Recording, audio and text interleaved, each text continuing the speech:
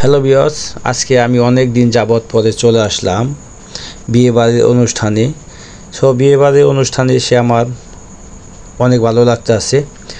So আমি এখন আছি নসাদের বাড়িতে। আপনারা দেখতে আছেন নসাকে শেরানি পরাইতে আছে অনেক মানুষে। সো শেরানিটা অনেক সুন্দর লাগতে আছে। সো এখন নসাকে শেরানি পরানো শেষ হয়েছে, মাথায় পাগড়ি দিল। সো অনেক ভালো লাগতেছে, অসাধারণ।